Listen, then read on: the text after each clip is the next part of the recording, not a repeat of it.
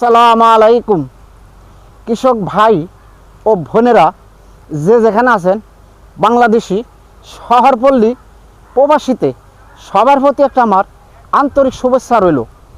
তো মূল বিষয় হলো আজকা এই যে দেখেন, টানা 10 দিনের জলোচ্ছ্বাসে বৃষ্টিতে কি ক্ষতিটা কৃষকের হয়েছে। কৃষক মরে গেছে, তো কৃষক মরে গেছে, দেশও মরে গেছে। কৃষি মরে গেছে, দেশ মরে গেছে।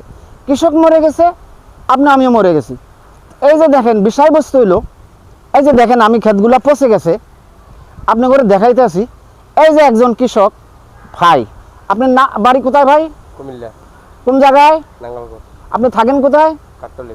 কাট্টলি, চট্টগ্রাম। চট্টগ্রাম। আপনি কৃষি কাজ করেন? হ্যাঁ। এই কৃষিগুলো আপনার ছিল? হ্যাঁ। সব নষ্ট হয়ে গেছে, সব নষ্ট হয়ে গেছে, পচে গেছে হ্যাঁ। জলোচ্ছ্বাসে, হ্যাঁ। এবং ক্ষয়ক্ষতি হয়ে গেছে। এখন আর করার মতো কোনো চালান পুঁজি নাই, না, কিছুই নাই আপনার। তো এখন ধার কর্য করিও করার মতো কোনো ব্যবস্থা নাই। কোথা থেকে দিবেন? হাল গেছে, চাষ গেছে, সব গেছে, পয়সার টাকা গেছে, ফসল গেছে, এবং কামলা দিয়ে যে কাম করাইছেন সেটাও হলদ বরাদ করিয়া সেটা শাক উঠাইয়া দিবেন, তো সেটাও নষ্ট হয়ে গেছে। এখন ক্ষেত যাইও লসে পড়ছেন, এখন পচিয়া যাইও এগুলা নষ্ট হইয়া বৃষ্টিতে আরেক লসে পড়ছেন। এখন উঠিয়া দাঁড়াবার কোনো ব্যবস্থা নাই।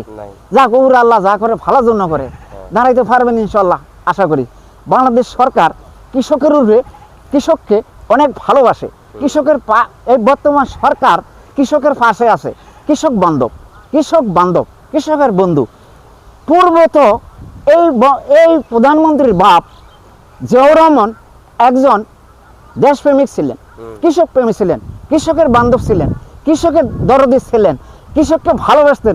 উনি মাঝে মাঝে কৃষি কাজ করতেন, খাল কাটতেন, জলচাষ কাজ করতেন, মানুষের কৃষিকে বেশি ভালোবাসতেন, কৃষির সাথে মিশতেন, কৃষির সাথে কথা বলতেন, আয়া কৃষির সাথে অনেক সময় কাজও করতেন জিয়াউর রহমান।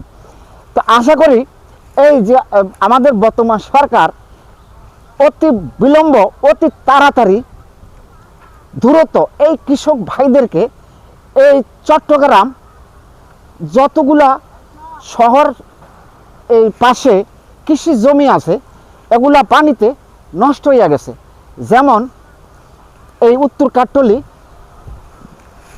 জাকির রোড, বাঁশখালী, মহিষখালী, তুষখালী, কক্সবাজার, পটিয়া, সাতকানিয়া, লোহাগাড়া, দোহাদারি, নাজিরহাট, ফটিকছড়ি, মিরেশহর, সীতাকুণ্ড এবং বদ্দারহাট এবং সলিমপুর,